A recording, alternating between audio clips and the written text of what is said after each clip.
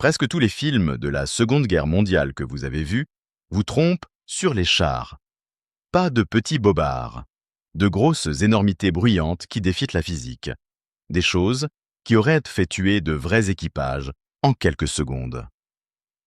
Les mêmes mythes sur les blindés sont recyclés depuis 8 décennies. Des millions de gens pensent maintenant que la guerre blindée se passait comme ça. Il est temps de retirer la goupille de ces mythes et de les jeter. Mythe numéro 1. Les duels de chars étaient des courses à grande vitesse. Pensez à Fury, des Sherman qui sprintent à travers les champs à 40 miles à l'heure, en tirant à tout va en mouvement. Pure invention. Voici ce qui se passait vraiment quand un char tirait en roulant. Il ratait, encore et encore. Un Sherman avançant à 10 miles à l'heure avait moins d'1% de chance de toucher une cible immobile à 500 mètres. L'armée allemande a jugé que le tir en mouvement gaspillait trop de munitions. Elle l'a interdit, sauf en cas d'urgence. Les vrais engagements se faisaient au pas ou à l'arrêt complet. Les équipages préféraient risquer les tirs ennemis plutôt que de gaspiller des obus précieux.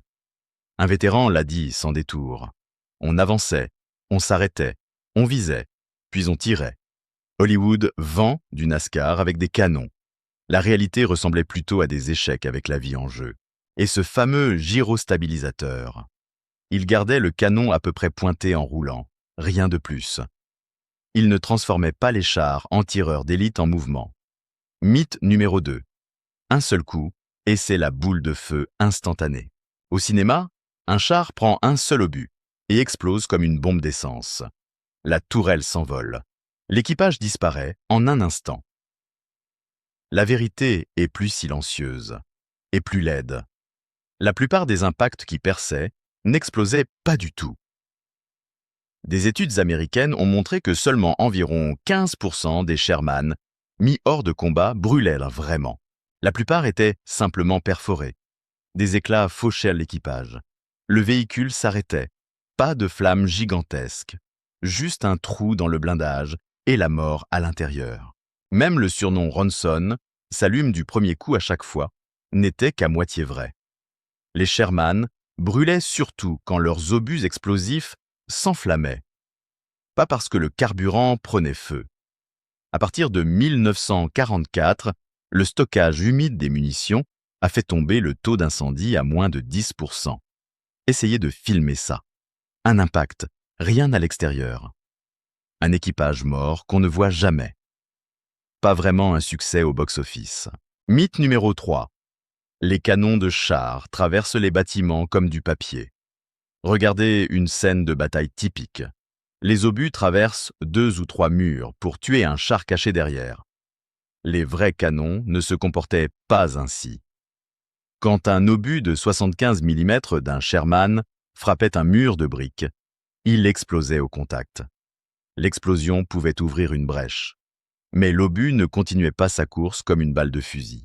Les obus allemands de 88 mm montraient le même comportement. Les équipages ont vite appris qu'un seul mur de briques pouvait arrêter n'importe quel obus de char. Le combat urbain, c'était tirer des obus explosifs pour faire s'effondrer les structures sur les positions ennemies, pas faire passer des tirs à travers les bâtiments. Un commandant de Panzer l'a noté. Les Américains pensaient que nous pouvions tirer à travers leurs abris. Nous les avons laissés le croire. En vérité, on contournait. Mythe numéro 4. Les équipages de chars avaient une excellente visibilité. À l'écran, les chefs de chars se tiennent droits dans des trappes ouvertes. Ils embrassent tout le champ de bataille.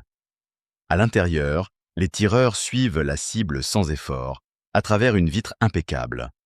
La réalité, c'était presque l'aveuglement. Un conducteur de Sherman, trappe fermée, ne voyait que par une fente de vision d'environ 4 pouces de large.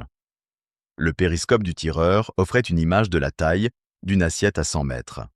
Un chef de char tournant dans sa coupole pouvait manquer tout un peloton ennemi à 200 mètres s'il restait immobile. Des essais allemands ont montré que, trappe fermée, les équipages laissaient passer environ 60% des cibles visibles. Tout simplement parce qu'ils ne pouvaient pas les voir. Alors, Pourquoi les chefs prenaient-ils le risque des tireurs d'élite et se redressaient quand même? Parce que l'autre choix, c'était se battre à l'aveugle. L'un l'a dit comme ça. À l'intérieur, c'était comme regarder dans un tube de papier toilette. Dehors, cela voulait dire des tireurs d'élite. On a choisi les tireurs d'élite. Mythe numéro 5. L'éperonage était une vraie tactique.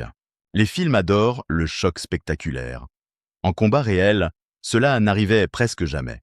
Peut-être 3 cas documentés sur toute la guerre, tous désespérés ou accidentels. La physique explique pourquoi.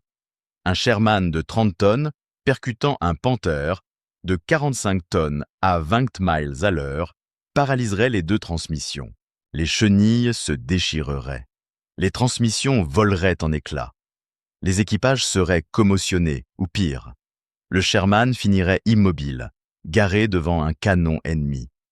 C'est une façon extravagante de mourir. Les manuels soviétiques interdisaient formellement l'éperonage, sauf en dernier recours, quand le char était déjà perdu. Les rares éperonnages réels finissaient avec les deux véhicules hors de combat. Les équipages se répondaient à la mitrailleuse, à bout portant.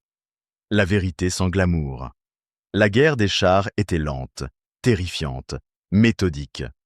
Les équipages combattaient à moitié aveugles, ils tiraient à l'arrêt et mouraient souvent sans spectacle. La plupart des combats se jouaient à qui voyait l'autre en premier, pas à des duels de cinéma. Ça ne fait pas vendre de place. Alors, les mythes se perpétuent et la fiction se fige en mémoire. La vraie histoire, c'est le calcul de la survie. C'est les échecs de position. C'est l'état d'esprit d'hommes enfermés dans des cercueils d'acier. C'est bien plus captivant. Elle n'offre pas la boule de feu facile.